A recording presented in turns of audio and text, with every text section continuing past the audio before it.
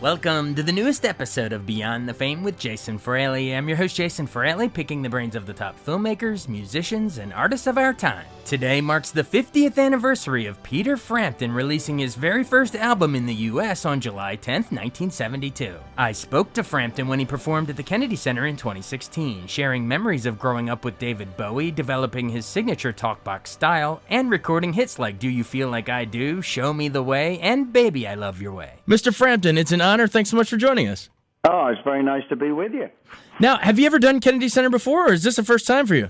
No, it's obviously I'm looking forward to it because it's an honor to play there. So and obviously we've heard it's a great theater there. So yeah, can't wait. We can't wait either. So it's part of your Raw acoustic tour. So is it going to be some of your old hits, but more stripped down, or what can we expect? Well, basically it goes like this.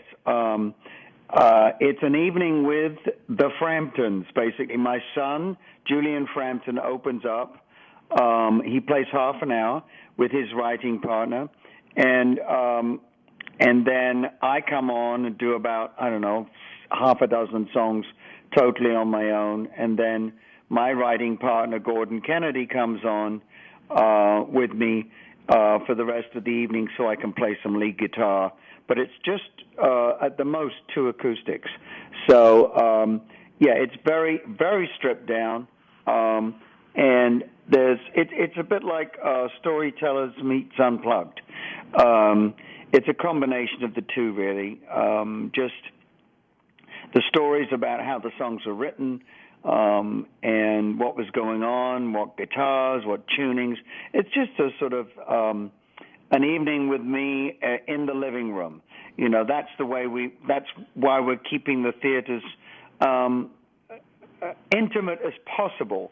They seem to be getting bigger, though, each tour we do on these. But I like to keep it like a large living room so that we set the stage up like a living room anyway, and that the audience are sort of part of it. Awesome. And you said your writing partner, Mr. Kennedy. It's perfect for the Kennedy Center. They named it after him. Exactly. Kennedy at Kennedy, yeah. Well, it'll be the Frampton Center after you're done with it. All right. Thank you very much. So you said it's going to be stripped down and everything, but will you still have your signature talkbox up there? No talkbox. That's all electric. So no, it's just going to be acoustic. So you can come and see me do that in the with the band tours in the summer, but this is all acoustic. There's nothing electric at all. That's really cool. Awesome. Well, take me back sort of to the very beginning. You were born in the UK. How did you fall in love with music? What sort of artist got you going in the beginning? Like, what were your influences? Buddy Holly, which you can hear in the show because we do a couple of Buddy Holly songs. Oh, nice. The English Shadows, who backed up Cliff Richard. Those were my English influence, and Hank Marvin, the lead guitarist of that band, was the one that he had the first 1958 Stratocaster in England. So awesome. Everyone was all potential young up and coming guitarists were drooling every time he was on TV. So. It was. So that was all instrumental. The Shadows, kind of like the Ventures were here in the '60s. Yeah. And so those were my influences. But an underlying the influence that's been there my whole life has been from my parents, who during the Second World War, before and after, their favorites were. The Hot Club de France, which is Django Reinhardt. Nice. And Stéphane Grappelli. And Django Reinhardt, arguably one of the best guitar players ever to be on this planet. And so I hated that when I first heard it when I was like 7 years old. As my kids used to call it, Dad's listening to that silent movie music again. Peter Chaplin. Yeah. So but I'm still studying him today, and up until I kick the bucket, I will still be cursing at Django Reinhardt for being that good, but such an inspiration. Oh my God, a lifelong inspiration. That's so cool. Is it true you and David Bowie went to the same high school? Yes, we did. Did you know him at the time, or were you just like acquaintances?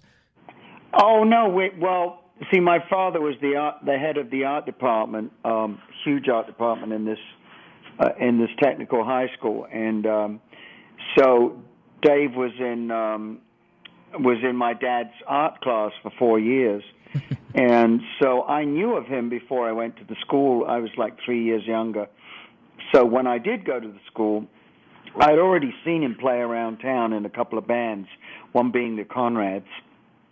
And so I made a beeline for Dave as soon as, because my dad knew him, and so I said, Dad, is there anyone at school that, is into rock and roll, play guitar and stuff? And he said, well, yes, Seth Jones is into it, I think. You bet look him up.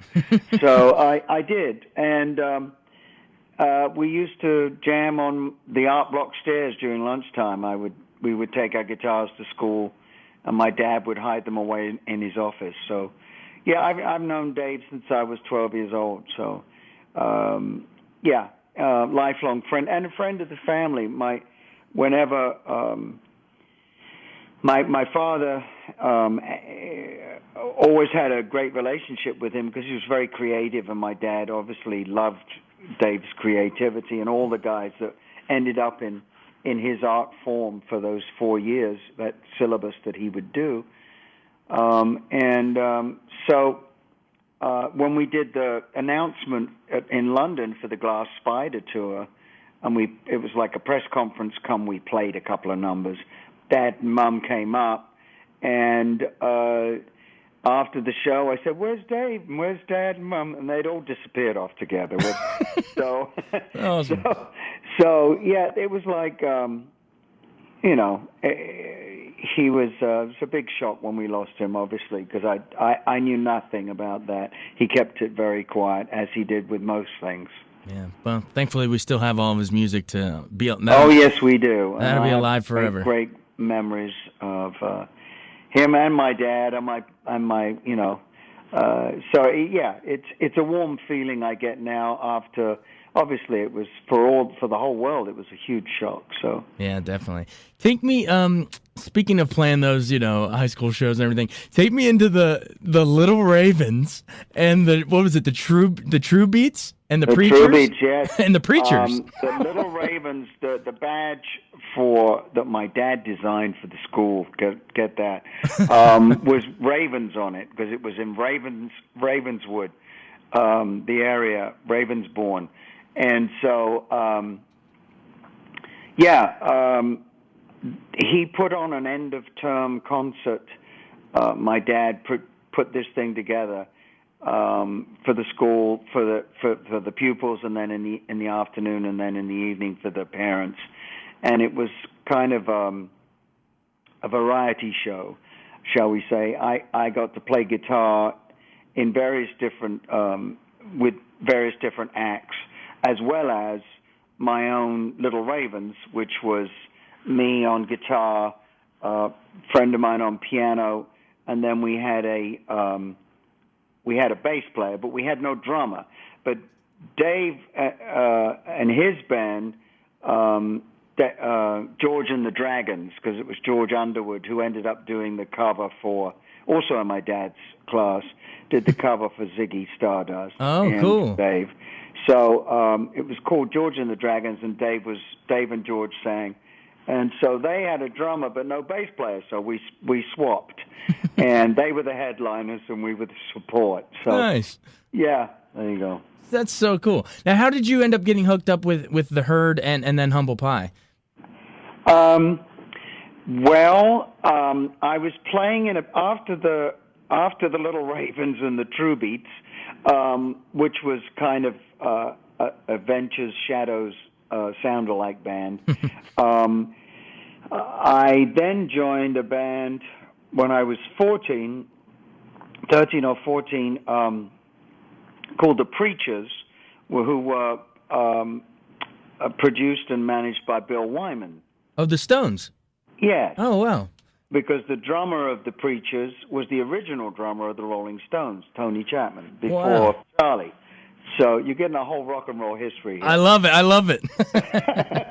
So anyway, I was still at school, but playing with this band semi-pro, basically, and we recorded a couple of singles and the beginning of an album. And it was during my stay with that band that during the school vacation, when it was time to either go back to school or drop out when I was 16, the Herd came to me and asked would I join the band. So I had to ask my father, who's a teacher, can I drop out and join a rock and roll band at 16? Well, Mom had to do some severe calming down on that because I don't think my dad wanted me to join a rock and roll band. So, but in the end, he let me. So I got into the Herd, and within a year we were on Top of the Pops and making hit records. And that's how, when that sort of came to an end for me, I just had enough of that band. It was too poppy. That's when I ran into Steve Marriott and Ronnie Lane of the Small Faces and ended up jamming with them and recording with them and stuff. And that was when Steve left the Small Faces, I left the Herd, and we formed Humble Pie. How do you think Humble Pie inspired what you would wind up doing on your own? That was so many lessons rolled into one band there. First of all, being around talent like Steve Marriott, as well as the rest of the band, but he was a special character. There's not too many people that have that much talent in one person, you know. Yeah. And so I learned an incredible amount of stage presence, singing. Not that I have his voice or could ever sing like him. His approach to guitar, which was different to mine, but it was inspiring. So to be in that band was, I think, at that point is when I put. There you've got me playing a more lyrical, bluesy jazz side, and Steve more heavy rock blues. So we put that together, and it became very fiery musically. And I think that's when I actually started to realize that was creating my own style of guitar playing at that point. Yeah. And if it weren't for Humble Pie, I don't think that would have happened the way it did. Right, yeah. All right, so now let's go on into your solo stuff. I think you had Ringo Starr in your first album, right? Yes, Billy Preston. Wow. Ringo Starr, Klaus Voormann. We're all on a couple of tracks, yes. How did those first, let's say 2 or 3, I guess it was like 3 albums, how do you think those help, pave the way and set up what you would do in your huge international breakthrough, Frampton Comes Alive? I want to get to that in a second, but those first few solo albums, were you still trying to, were you sort of experimenting with who Peter Frampton is before your big breakthrough? I don't think I was. I was just doing what I do. I didn't really think about it too much. I just, it was a case of going out there and doing what Humble Pie had done, which was record an album, go out and play on the bill in as bigger environment, an arena, open up for an arena act, so that you grab some of their audience. That's what it's all about. Right, was word of mouth physically. Now it's word of mouth on social network. Yeah, for sure. So that's what I did.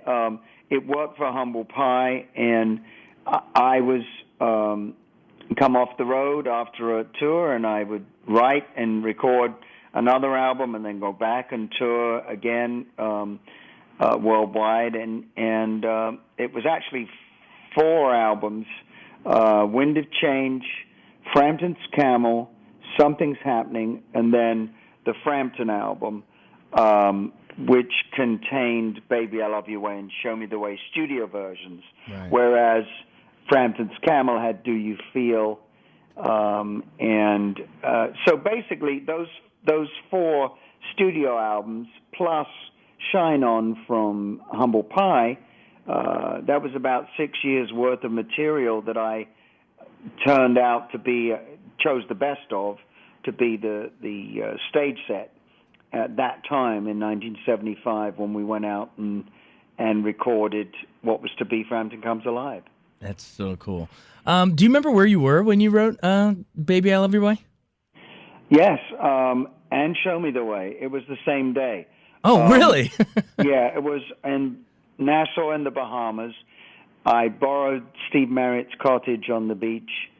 I locked myself away there for 3 weeks, and after 2 weeks, I had nothing that I was very proud of, and so I had to get my act together for the last week, trying to write a whole album, So I woke up that first day of the last week and said I better get my act together, and picked up the guitar and wrote Show Me the Way in the morning, and then thought, well, this is the first thing that I feel is halfway decent.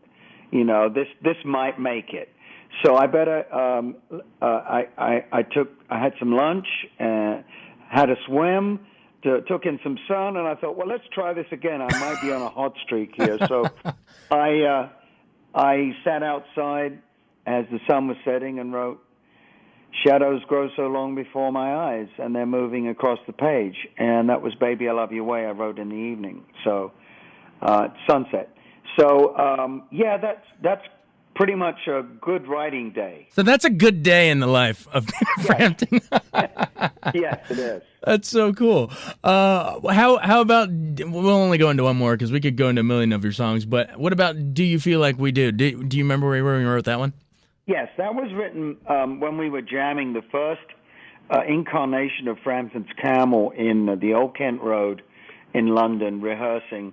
And I would bring my reel-to-reel and stick a couple of mics up and record the rehearsals because we jam, And so we finished this jam, and the band said, "Wind it back about 3 minutes because there was a lick that you played, Peter, that I think we might want to jam on some more." So we wound it back, and there it was. So the intro to Do You Feel? So then we just sat about that day, the 4 of us just writing that whole arrangement. And I had a chorus that I'd written the night before, the actual Do You Feel Like We Do, Feel Like I Do, part. And I wrote the verse while we were actually in the rehearsal room, I think. And I think I wrote the words down and said, well, these will do for now. I'll change them later. But, of course, I never did. So it's the only song I've ever written about a hangover. And I guess it hit a nerve with a lot of people. I love it. How did you come up with the idea to, instead of just saying "Do you feel"? How did you come up with the second "you"? The echo of the "Do you"? It's just the way the chords went. Do you? And then I could have sung a different word, but it seemed like a good idea. Repetition is good in songs. That's fantastic. That's awesome. Oh, that's awesome. All right, so you've been compiling all these in your first 4 albums, and then what's the idea of all right, we're gonna combine all this and go live with Frampton Comes Alive? I mean, were you had to be blown away at how huge this sucker became. I mean, this thing put you on Rolling Stone magazine and everything. I mean, it went gangbusters. So, do you remember what's sort of the idea of let's package all this into the live set and sell that as an album? Well, it all came from following the template that had been laid out by Humble Pie. Humble Pie had four studio records. And then we did a live album because the response live was greater than the record sales. Mm-hmm. So we thought we'd give them what they want. And it worked for Rockin' the Fillmore is still, obviously a fantastic live album too. And that was our first, the only gold album I had with Humble Pie, because I left before it came out. But so there we are. Four solo albums, and we looked, and the same thing was happening. The building of, 4 years work building around Europe and America, playing in front of as many people as possible in as short a space of time as you could. We were at the pitch. My act was at the pitch where I was in the middle act, and sometimes in smaller places I was actually starting to headline. So, and San Francisco, Detroit, and New York were kind of markets that were ahead of everywhere else in the country for me.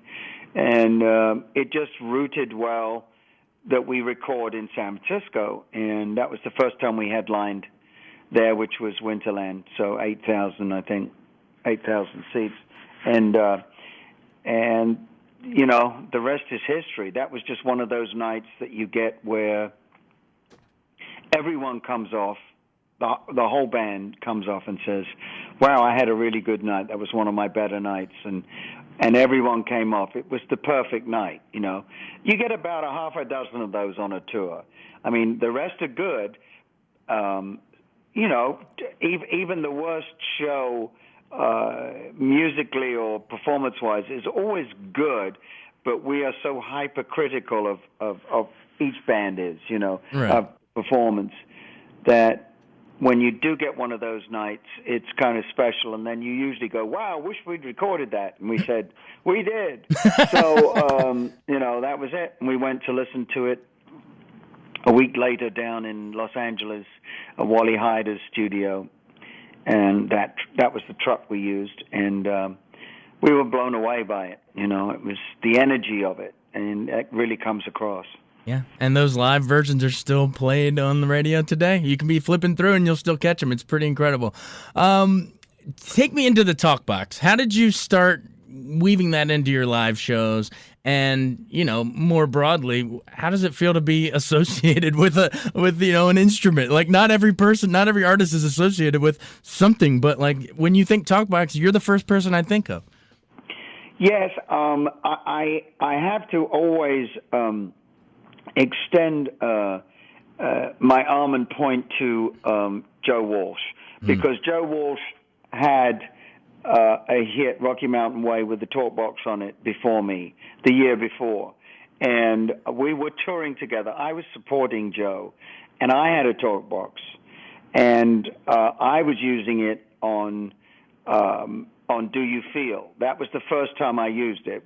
I introduced it on that at the end, probably around 74.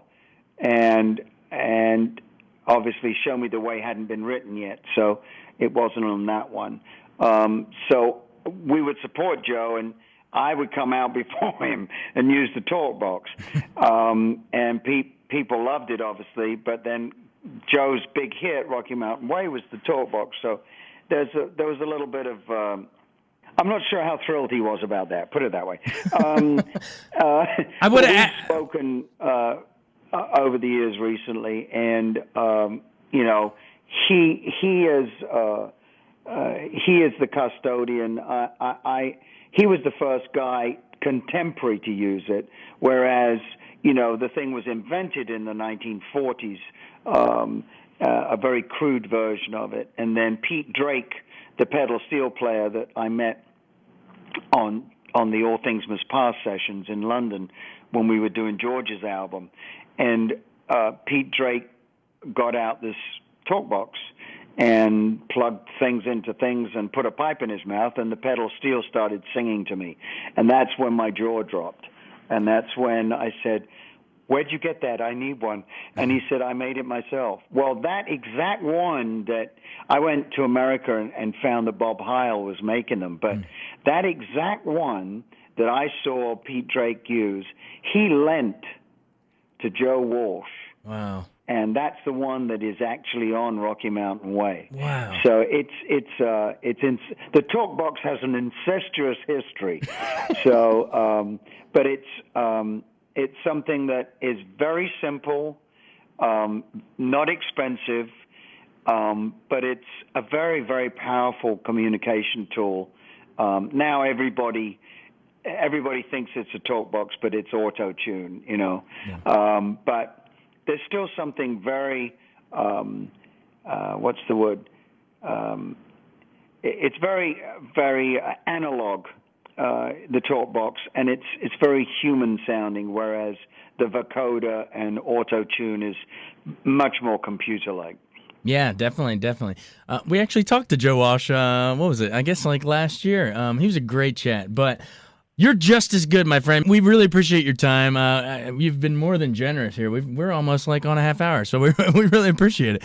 You're welcome. Let's just in closing, how bring it back to the Kennedy Center. How cool is it to be performing with family out there? Well, that's great. We have the family bus, me and my son and my friends, my best friends, basically, are on the bus, and so it's just an honor, and especially when Julian comes out. He comes out and does a couple of numbers with us too, because he and I wrote a song that was on the "Thank You, Mr. Churchill" record a couple of years ago, and that was the song that he sang that we wrote was probably the most played song, that the suggested track, as it were, and so I'm very proud of him. Awesome, that's so cool. All right, in closing, why should our folks come out if they're on the fence, even though they shouldn't be because it's Peter freaking Frampton? But why should they come out? What gets them out there? Well, I think there's a side. You get a whole other side of. I think this is a concert where, when I come out with the band, you're sitting down and you sit back in your seat, and you find, okay, this is the level they're going to play, and it's sort of in your face with the band, not overly loud, but it's in your face, it's rock level, whereas this is more like you're sitting at home on your couch. And you put on something that's acoustic, and what happens is you sit forwards, and you want to really get into what's going on. And I think that's what the combination of the music and the storytelling does during this show, the raw acoustic shows. It's something very different for me and for the audience. And I've had people come to both types of shows. We've been watching you come out with the band for years and years and years, and we love the band, but this is something totally different, and we think we like it even better. Yeah. I said, well, that's great. That's then I've achieved my objective. That it's another side. It's a 180-degree switch. Awesome. Mr. Frampton, thanks so much for joining us. It was awesome. And you're going to make a great storyteller at Kennedy Center, because listen to these stories here you told today. It was awesome. Thanks so much for joining us. Oh, thank you very much. Thanks so much for joining us on Beyond the Fame with Jason Fraley. Remember to hit the subscribe button and give us a 5-star rating if you like what you hear. We'll see you next time.